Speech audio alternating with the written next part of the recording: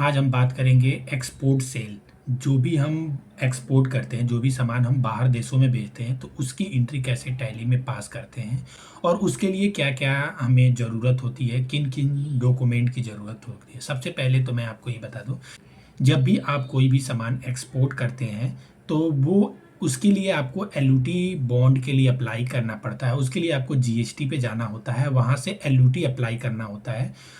जब भी आपको एलयूटी अप्लाई होता है, तो जब भी आप कोई भी सेल बुक करते हैं, तो वहाँ पे एक जब आप सेल लेजर सेलेक्ट करते हैं, तो वहाँ पे आता है क्लासिफिकेशन ऑफ लेजर।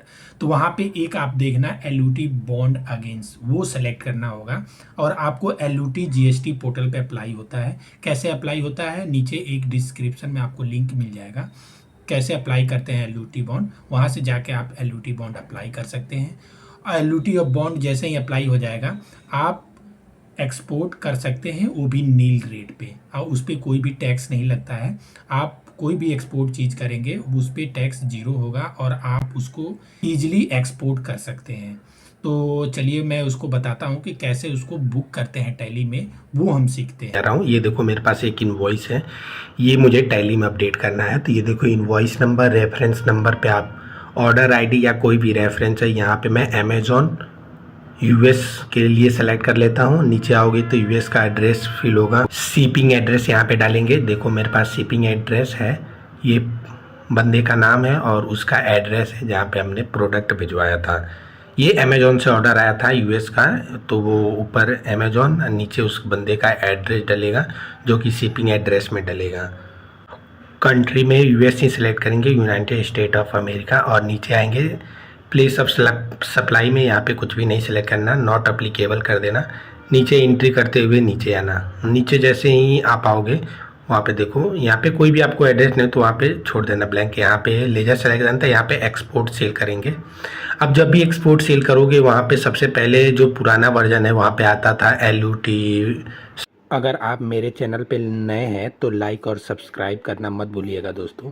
तो थैंक सेल लेजर पे आना है और इंटर करोगे तो आपको सबसे नीचे यहाँ पे राइट साइड मोर डिटेल में आके यहाँ पे हिस्ट्री वाले पे क्लिक करना, और यहाँ पे आप आओगे तीसरे टैक्सेबिलिटी टाइप में, यहाँ पे एग्जम्प्टेड सेलेक्ट करोगे, वहीं पे आएगा एक्सपोर्ट एलयूटी बॉन्ड।